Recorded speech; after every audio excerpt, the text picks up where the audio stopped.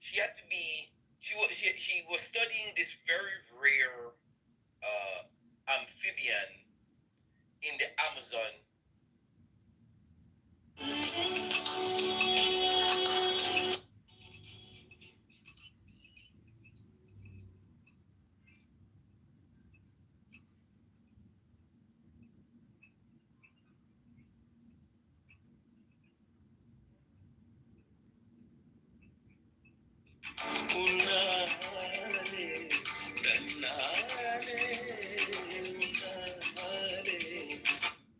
It's the same way. It ain't no different. Why? Because the colonizers have affected our way to where we live like them now. We greedy like them. We feel like life is getting money and being successful and having some money to ourselves and our family. That's not life. Grand Rod, everybody who came to the stage, welcome to the stage. This popcorn style. I use the Jimmy.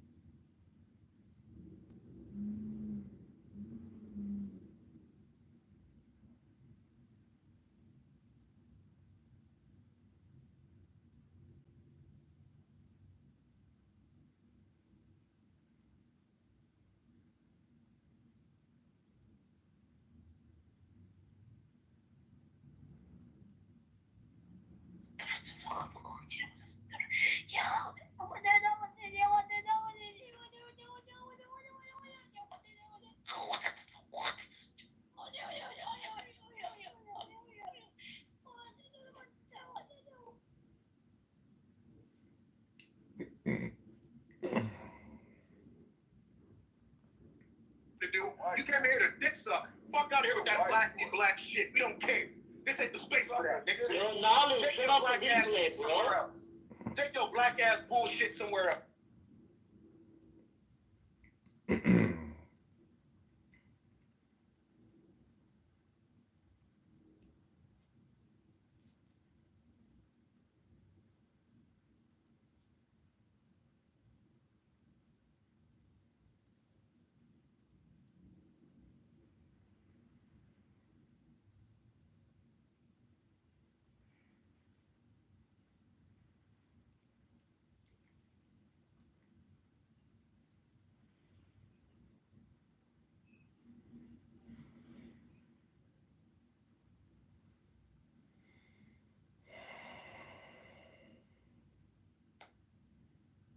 Okay, this is extraordinarily unhealthy debate, yoga, and meditation.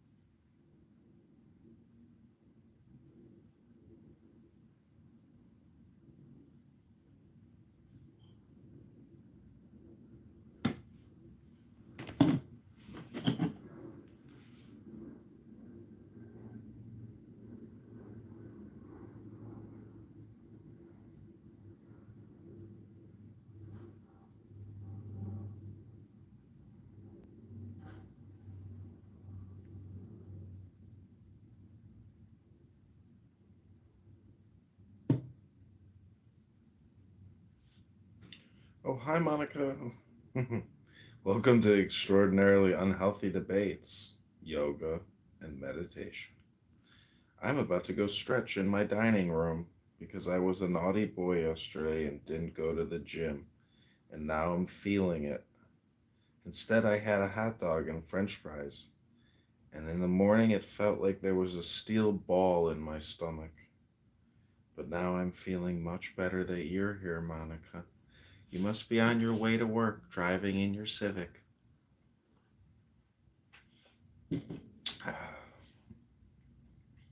Also, I just want to say that chillism has got to be the most unhealthy thing happening on Clubhouse. It's full. Nathan, I don't know if you know this, but Nathan is only a third generation tadpole. You didn't know that, but he barely has made it out of the slime pus of the lake of goo. He's like a third generation tadpole. Good morning, Frank. Welcome to Extraordinarily Unhealthy Debates. Good morning too, and thanks. Yeah, I'm here for extraordinary times.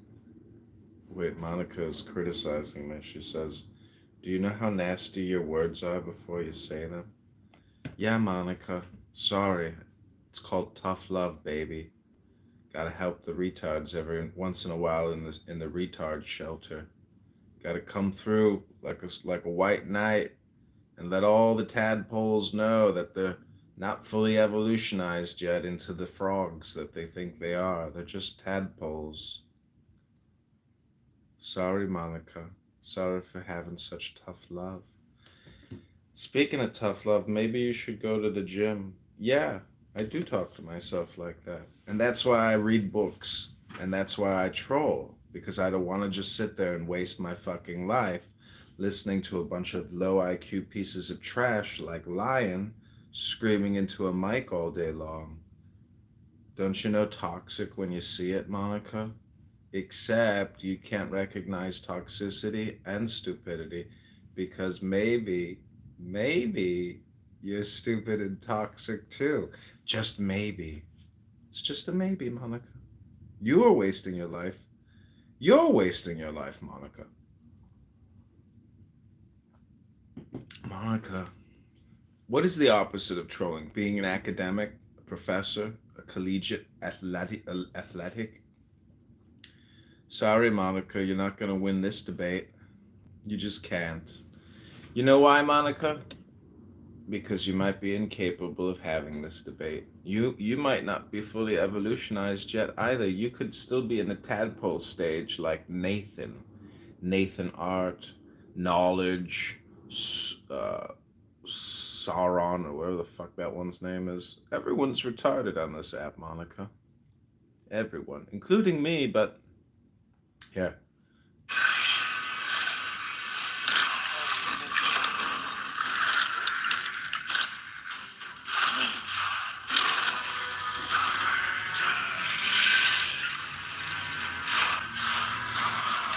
Monica wants to say something. You used to read the Bible. You used to read. Used to read the Bible. I still read the Bible. Aurelius. I still read Marcus Aurelius. I still read books. I read books last night. I was about to read a book this morning. And instead of him continuing on, he devolved. Terrible. We're putting you into the goo. We're being communistic this morning. Sorry, Monica, can't get your dopamine feedback loop off if you're going to insult me. I know it's extraordinarily unhealthy, but nonetheless, this is my world. Welcome to my Dune, my Matrix. The power is mine. Well, I respect your rules and regulation. That's why I'm here.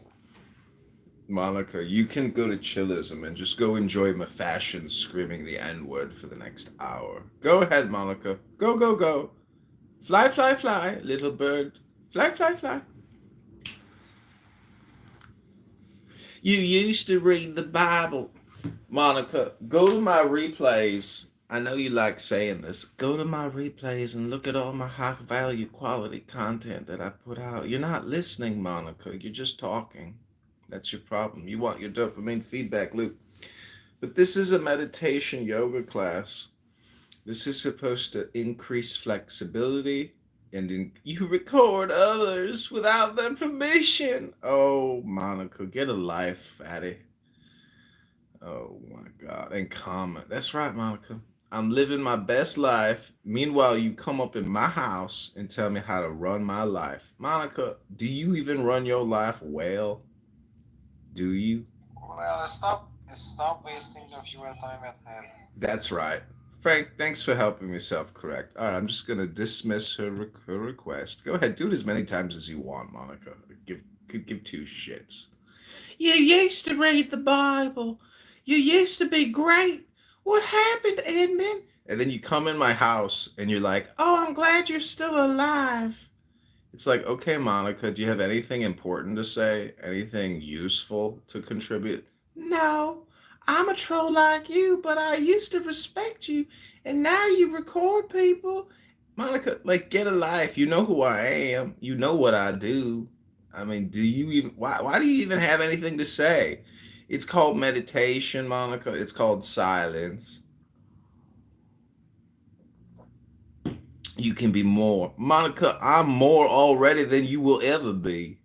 I'm already more. Monica, I was more yesterday and I was more the day before. You just don't know it because you too dumb sitting there talking to a bunch of dummies. Okay, Frank, you're right. Let's leave Monica alone. Yeah. Can you tell me the last book you have read? Yeah, little essays on truth. Can't even handle me. Monica, no one can handle you. You got love handles that are unhandable. Fucking fatty. Go to the gym today. He was telling me to go to the gym and he said I got love handles. It's not true. I've been working on my love handles. No, Monica, you can just listen. I'm going to read a book and you can listen. If you can't listen to me reading a book, but you can come in here and criticize me and complain, were you faced with a troll of your caliber? Monica, please. No one has been created yet that can handle me. That's why I'm single. That's why I can't find a woman capable of matching my troll power. Okay, Monica, enough focusing on you. Yeah, I moved you down. I don't want to hear your little baby voice crying like a little baby girl saying the same stuff. See, Monica, your problem is you're not dynamic. You just repeat yourself to me. You say the exact same thing every time we have an encounter or a meeting. And I got to tell you, Monica, it's getting really lame. It's stupid. You need to actually say something. I can't handle you. I don't want to handle you. I think she's too young to know how to have a conversation. She's a 40-year-old pig woman with a low IQ. Of course she can't handle me. You're so mean, Edmund. How could you say I drive a Civic? I drive a Ford Taurus. Are you kidding? She's 14.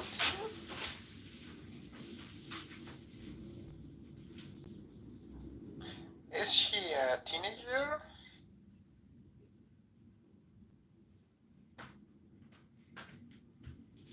Not delusion of grandeur, Monica. No, she's a grown woman. Frank, take it out of me. Where are you from? What? Take it out of me. Nam nam. I didn't understand. Where are you from, Frank? Afghanistan. Oh, okay. All right, well, I'm going to read you something. It's called Little Essays in Truth, or I might read you Marcus Aurelius. No, Monica, I don't even need your contribution. I don't need you on the stage. I have no need for you. You can listen. That's where you belong, in the listening box. Not in the speaking box, but in the listening box. Because in the listening box, it's really called the silence box. And unfortunately, you don't know the secret of silence.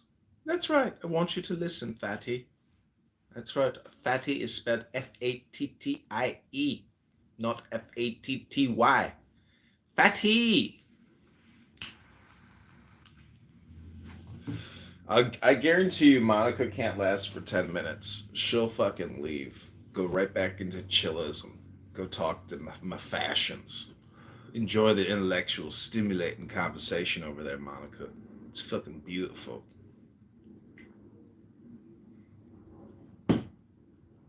Good. Go, Monica. Bye. Goodbye. Leave quickly. Don't let the door hit that fat ass on the way out. He was so mean to me.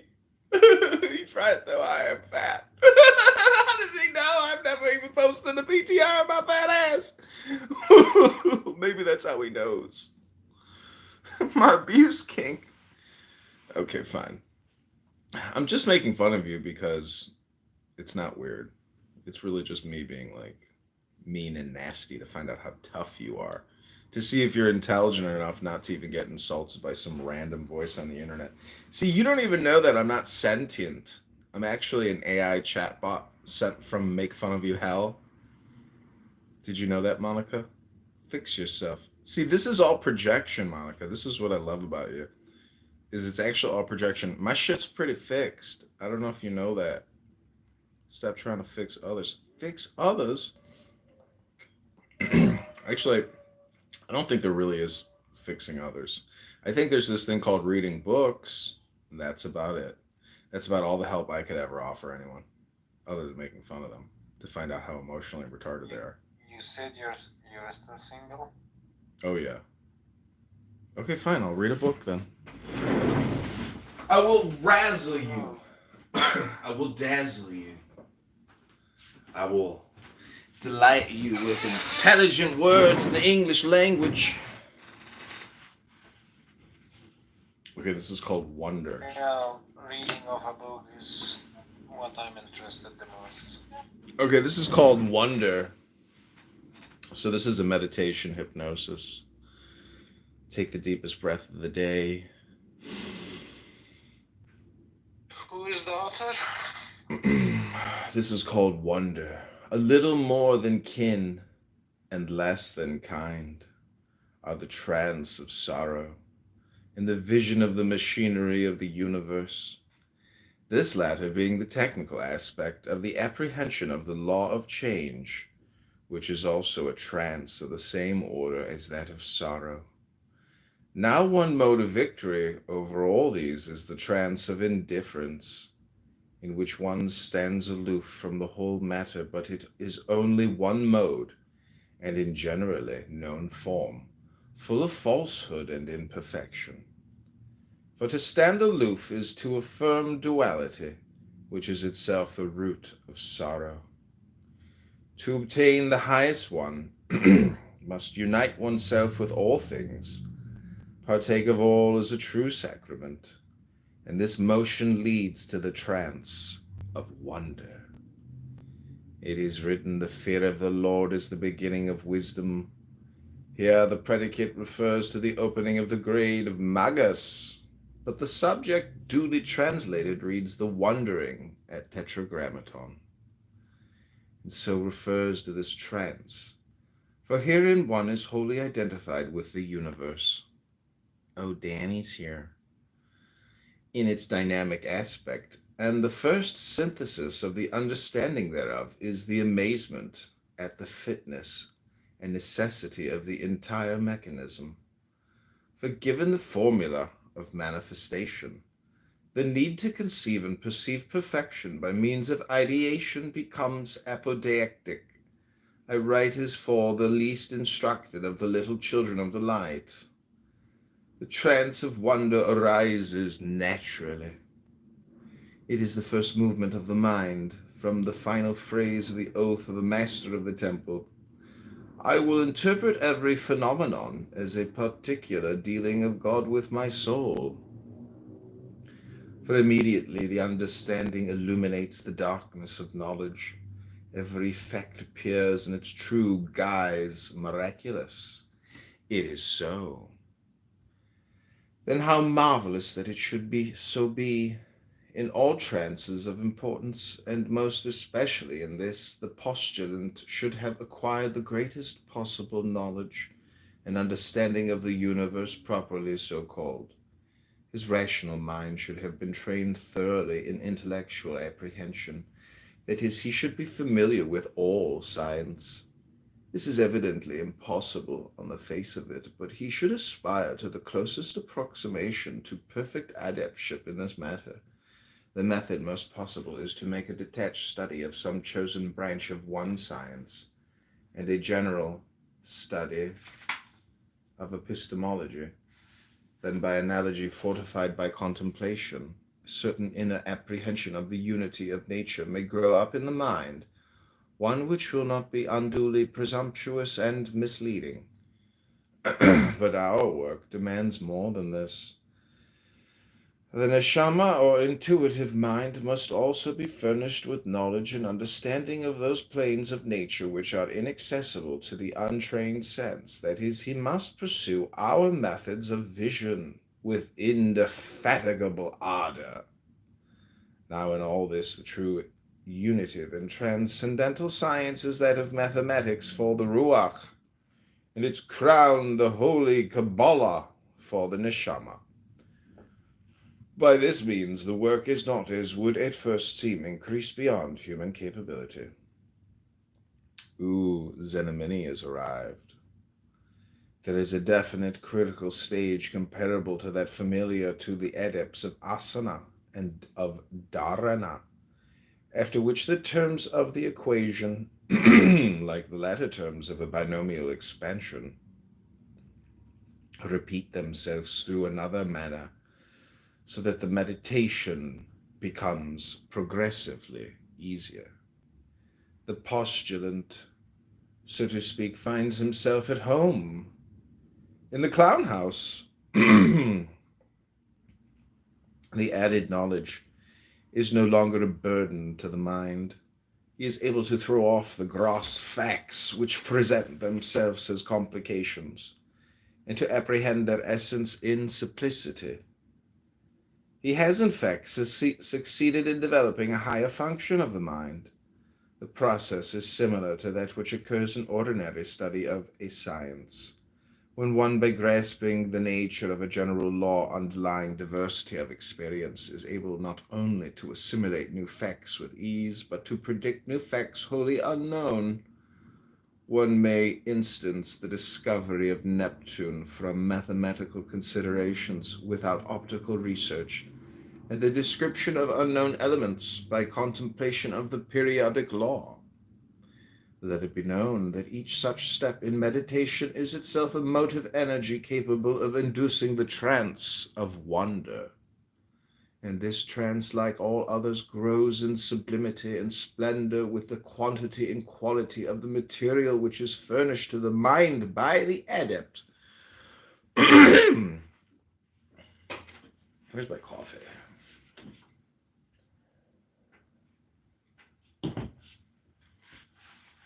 Those, therefore, Monica, by the way, this is called reading a book. Those, therefore, who affect to despise profane science are themselves despicable. It is their own incapacity for true thought of any serious kind, the vanity and pertness, nay, more also, their own subconsciousness, sense of their own shame and idleness, that induces them to build these flimsy fortifications of pretentious ignorance, like chillism. There is nothing in the universe which is not of supreme significance. And that's why I record chillism. Nothing which may not be used as the very keystone of the rainbow arch of the trance of wonder. It is necessary to add but one brief word to this elementary essay. This trance is of its nature not only passive, this trance is of its nature not only passive and intuitive. Its occurrence floods the mind with creative energy. It fills the adept with power. It excites in him the will to work. It exalts him to the absoluthic world in his essence, and in his manifestation to the Briatic. In a very special sense, therefore, it may be said that the postulant is most intimately united with the Supreme Lord God Most High, the true and living Creator of all things. whensoever he attains to enter this most majestic pylon of the trance of wonder. Beatitude. There are two well-distinguished forms of the beatific vision. The higher pertains to Kether and is thus proper only to the ipsissimus, though it may be enjoyed sporadically, and as it were by accident by those of lower grades. It is of extremely rare occurrence, and has indeed never been described in any detail. It may even be said that it is doubtful whether any account of its true form has ever been given to the world.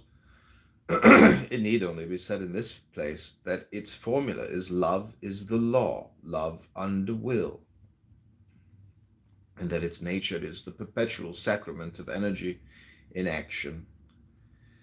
It is dependent upon the perfect mastery of the mysteries of sorrow and of change, with thorough identification with that of individuality. Let us then occupy ourselves with the lower form of this vision, so-called. It is not technically a vision at all which pertains to Tifereth, and is thus the natural grace of the minor adept. It may be said at once that those who have attained to higher grades, especially those above the abyss, can hardly return to this vision, for it implies a certain innocence, a certain defect of understanding which is not possible to a master of the temple. Again, the grades of exempt and major adept are too energetic to admit of the balanced quietude of this state. Only in the center of the tree of life, only in the self-poised security of the solar axis, can we expect to find the steady indifference to event, which is the basis of the trance, and that autogenous radiance which tinges it with rose and gold. This trance differs notably from most others in a way which the above stated conditions would lead us to expect. It is psychologically a state as opposed to an action or an event. True, all trances of somatic intensity are in a sense timeless, but it may be said that most of them are marked by well-defined issues of a critical character. That is, the entry to each is quasi-spasmodic.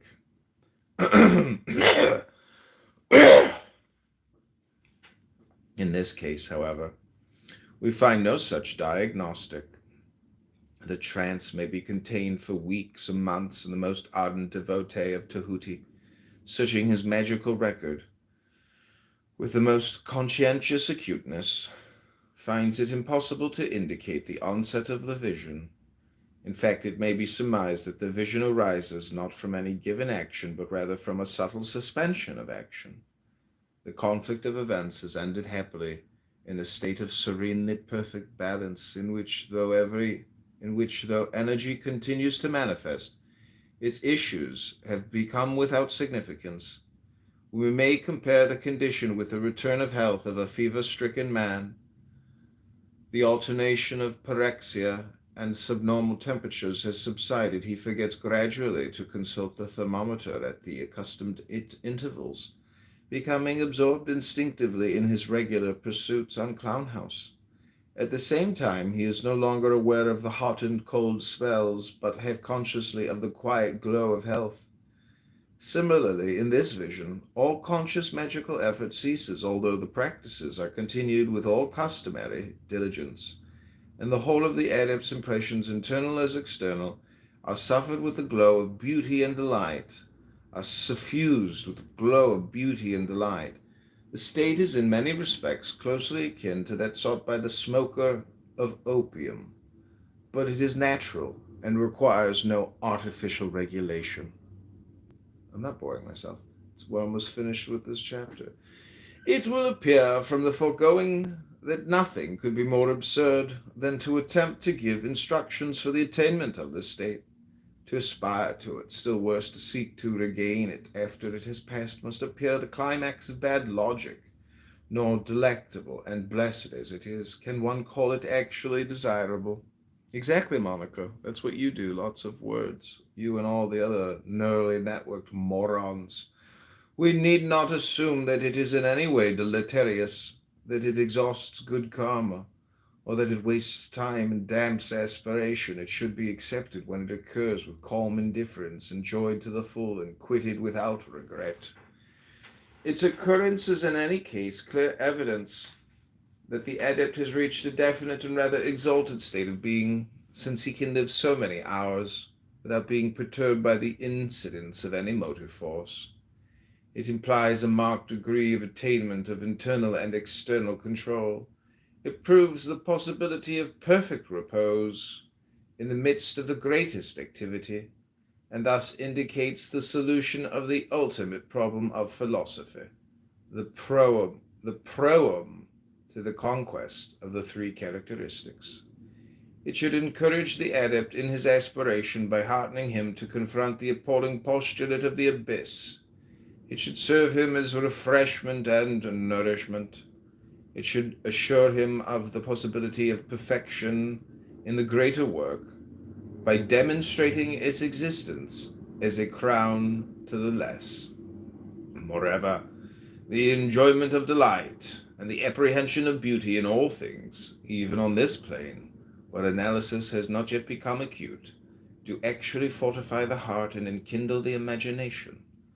Let, therefore, the postulant of the rosy cross pursue his path in solemn strength, aware that at the proper moment he may receive unasking the reward and enjoy the revivifying flood of dulcet light, which has been called by the adepts the beatific vision.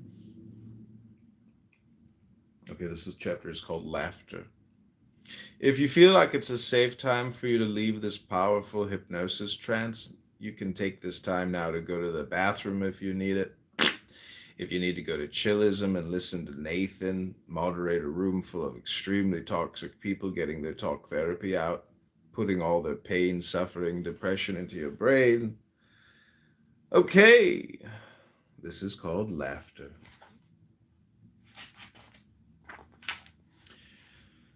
The common defect of all mystical systems previous to that of the Aeon, whose law is Thelema, is that there has been no place for laughter. But the sadness of the mournful mother and the melancholy of the dying man are swept into the limbo of the past by the confident smile of the immortal child.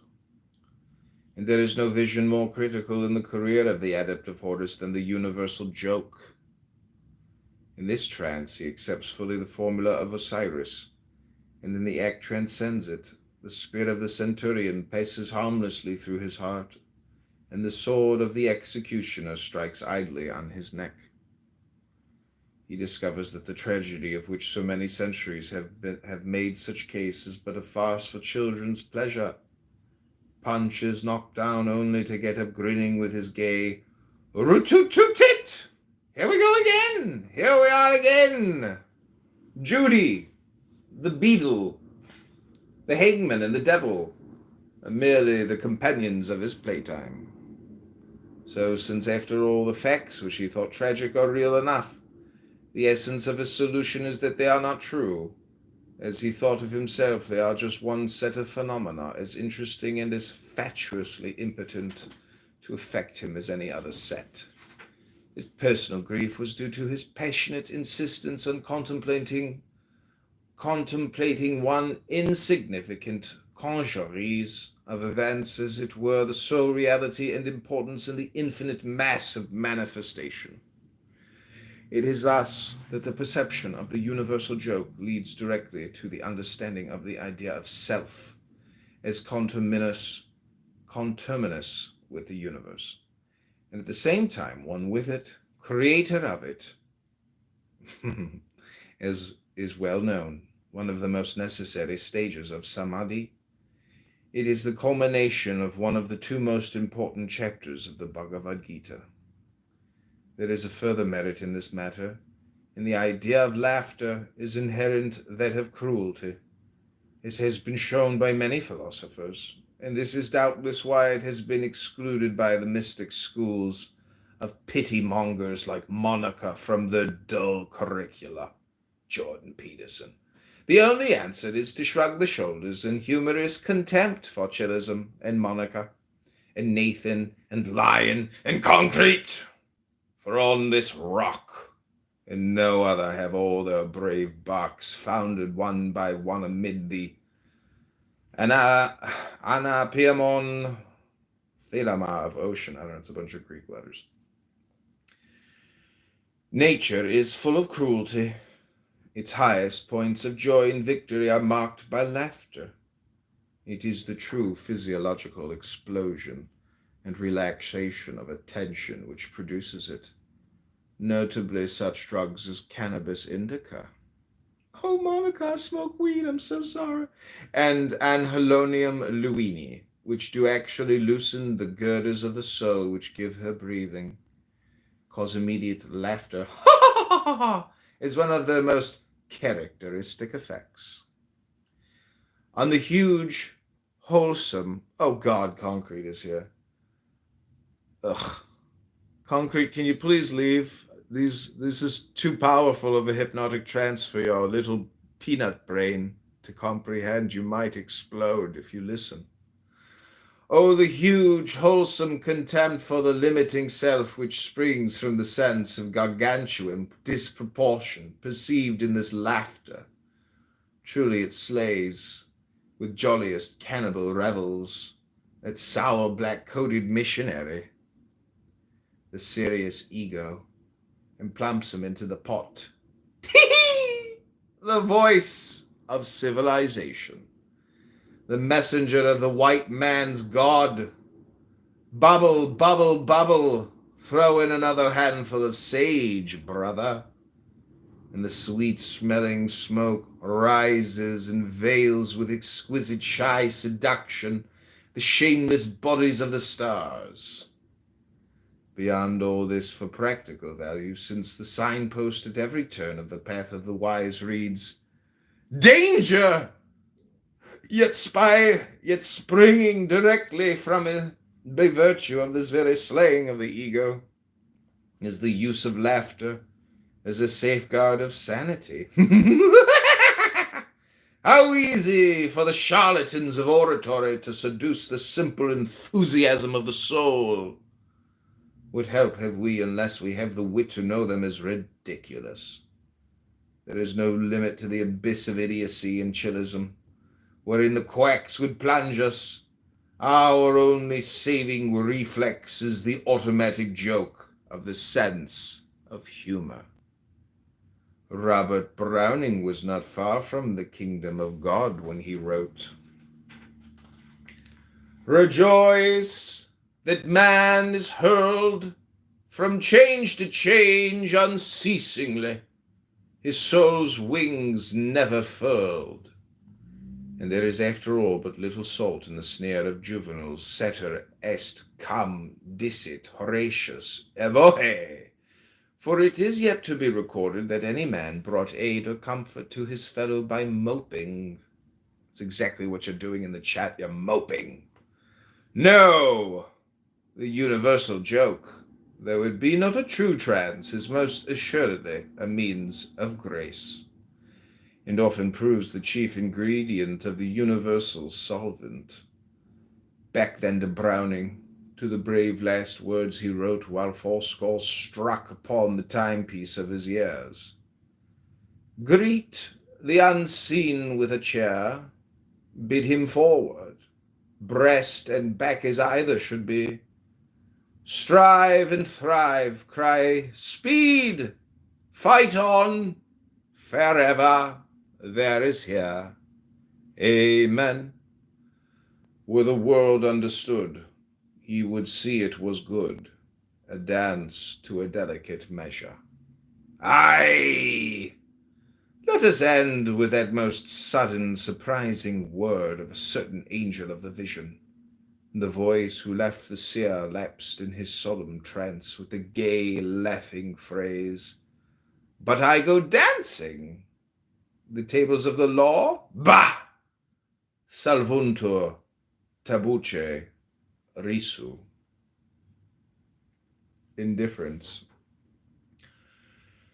The state of mind which is characterized by indifference is commonly called trance, but the misnomer is unfortunate. It is, in fact, in a sense the precise contrary to other trance. For trance usually implies samadhi. In this state specifically excludes any such occurrence. That implies a uniting in this a wild dissociation. Yet there is nothing herein to suggest necessarily any practice of the Black Brothers, for it is not, properly speaking, an attainment, but rather a convenient attitude known as chillism. And it is one of the very greatest practical importance and use. One cannot remain indefinitely in any samadhi at any time. It is proper to fill the intervals between gusts of positive work in such a way as to leave oneself as free as possible to take the next step. One should therefore cultivate a habit of mind which is not bound by any form of desire. The state of indifference is thus a form of that silence which is defense and protection, and is cognate with the third noble truth of Buddhism, sorrow's ceasing. The general idea of the state is that the mind should react automatically to each and every impression. It does not matter whether the event be A or nay. Blavatsky observes that the feeling is at least tinged with disgust. But this is an error. Such a state is imperfect. There should, on the contrary, be a quite definite joy, not in the impression itself, but in being indifferent to it. This joy springs doubtless from the sense of power involved, but that it is again an imperfection. One should rather rejoice in the cognizance of the ultimate truth that existence is pure joy, and not in any feeling more immediate. It is to be observed that the attainment and maintenance of the state depends to a great extent on the mastery of several trances. For instance, one must be convinced of the first noble truth by the trance of sorrow, or it would not be logical to be indifferent to all things. There might be, in the absence of this perception of sabe pi dukkam, some impression which actually led to some state free from sorrow. And this is not the case. Freedom from sorrow depends on freedom from impression. Yet it would not be fair to say that this state of indifference was akin to that dullness which succeeds the acute spasm of sorrow. It is not the anesthesia of a nerve worn out by excess of pain. There is never any place in the curriculum of a magician for passivity. Of course, we here accept what may be called the active or willed passivity, described in Liber Alex v.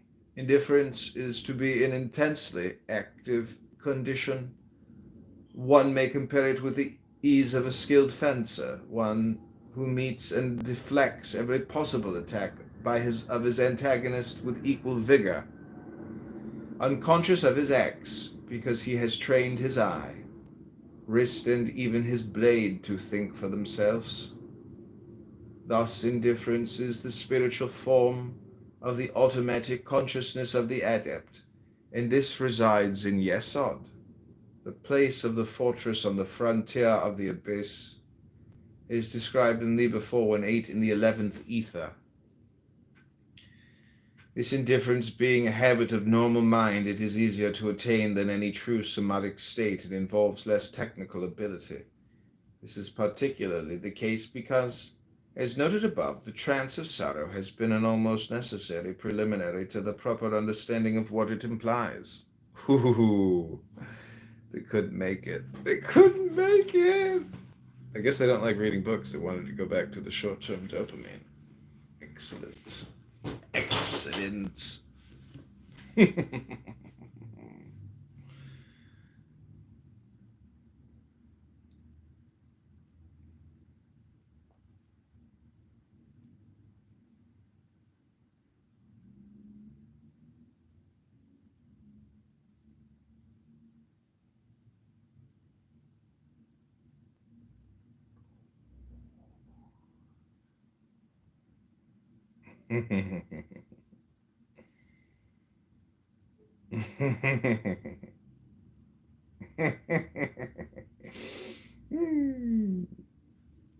Imagine that would that you read it. Do you know how nasty you were? You're wasting your life. You're wasting your life. Sorry, Monica. Imagine a tadpole trying to lead tadpoles. Perhaps, but probably not.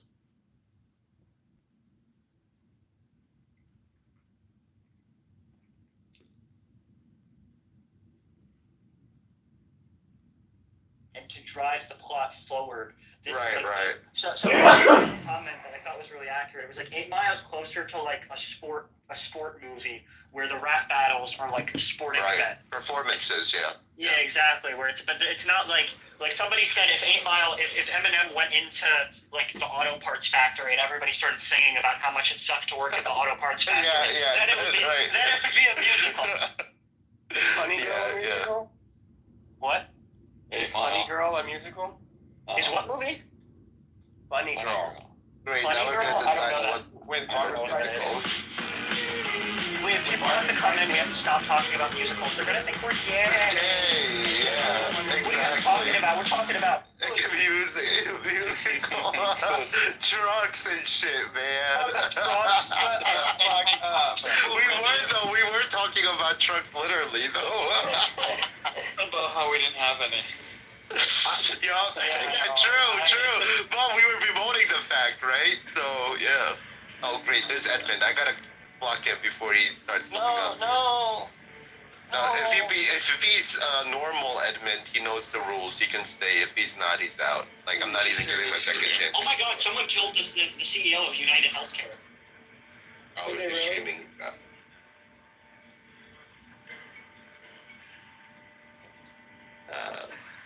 Calvinism and Arminianism. Kyoto, you're Uruguay, right?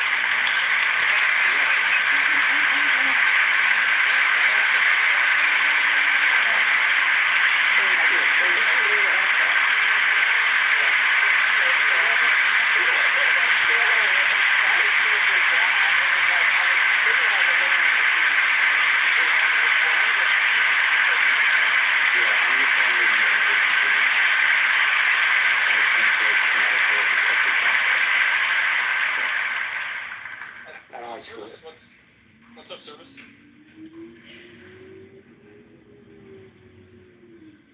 So we got Protestant, Catholic, Messianic.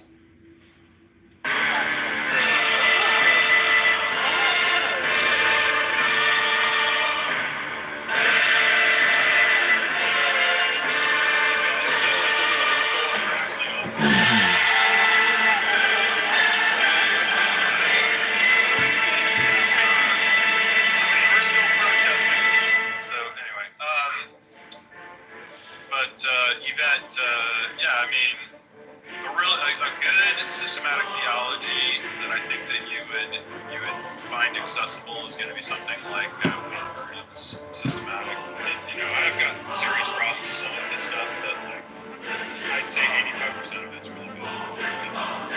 Then read John Garrett's systematic theology. I don't know. I read Grudem cover to cover in college, and I enormously benefited from Grudem's systematic theology. That was actually a pivotal time in my faith when I read that. I'm amazed that no one has been like, read your Bible.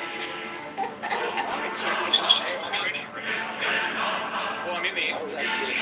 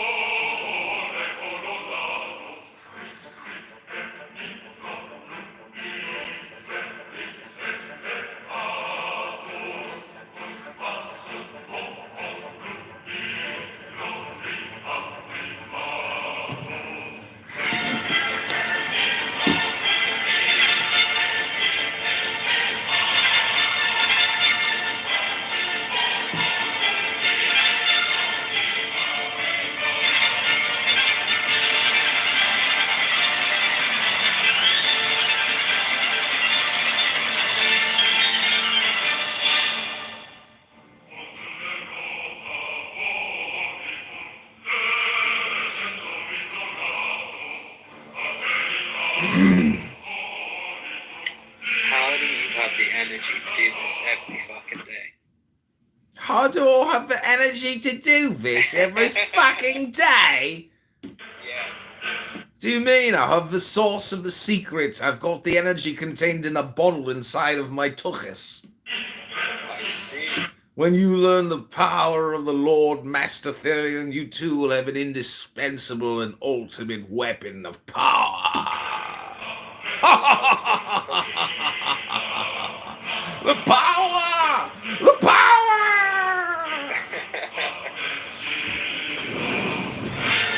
You're a funny guy sometimes, buddy. I'm gonna tell you that.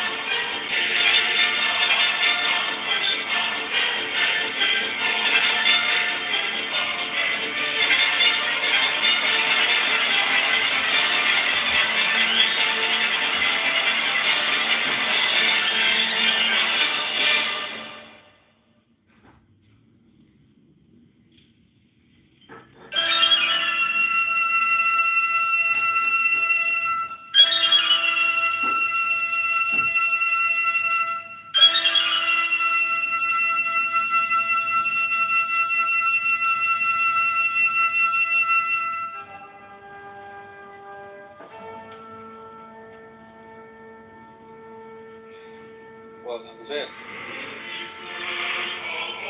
There we go.